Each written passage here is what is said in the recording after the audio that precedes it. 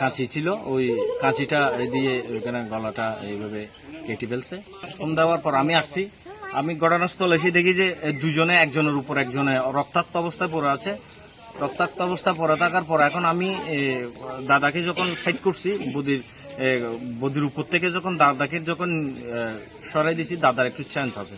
দাদাকে আমি হঠাৎ সিএনজি একটা ফোন করে এনে চিটাং মেডিকেলে আনোয়ারা হাসপাতালে পাঠাইছি। এখান থেকে চিটাং মেডিকেলে গেছে। যাওয়ার পর এখন শুনি যে দাদাও মারা গেছে। আর বদি এখন গলা দিয়ে এভাবে ও যে একটা দাঁড়ালো ইয়া ছিল, ওই আমাদের ইয়ে বলে কাঁচি ছিল, ওই কাঁচিটা দিয়ে ওইখানে গলাটা এইভাবে কেটে ফেলছে। তারপরের পরে আমি আনোয়াতানাকে ইনফর্ম করলাম। আনোয়াতানা আসছিল, ওসি তদন্ত চাচ্ছিল। এখন ওসি স্যার আছে, ওসি তদন্ত আছে। ছেলেটা কি মাদকাসক্ত ছিল কিনা, সার্কেল স্যার আছে, সবাই আসছে এখানে এসে ঘটনাস্থলে এইগুলো দেখতেছে আর কি, তদন্ত করে দেখতেছে।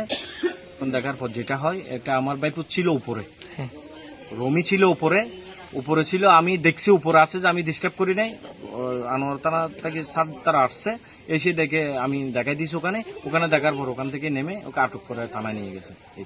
আনুমানিক দুপুর 1-1:30 দিকে একটা নিউজ পাই যে আমাদের আনোয়ারা থানাধীন হাইলদর ইউনিয়নের পূর্ব গুজরা গ্রামে এখানে মহাজনের বাড়ি বলে একটা ঘর আছে। এখানে একজন 30 বছর বয়স্ক ছেলে, তার নাম হচ্ছে রমিরাজ দাশগুপ্ত।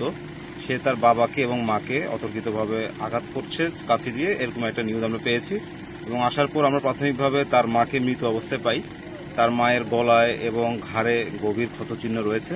এবং তার বাবাকে আমরা সাথে সাথে মেডিকেলে পাঠাই। আনোয়ারা মেডিকেলে নেওয়ার পর সেখানে ডাক্তার তাকে মৃত ঘোষণা করে।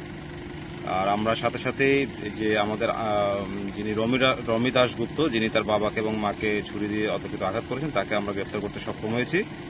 আর বিস্তারিত আমরা তদন্ত সাপেক্ষে পরবর্তীতে বলতে পারবো। এবং ঘটনার সময় সে যে কাঁচি দিয়ে তাদেরকে আঘাত করেছেন, সেই অস্ত্রটিও আমরা জব্দ করেছি।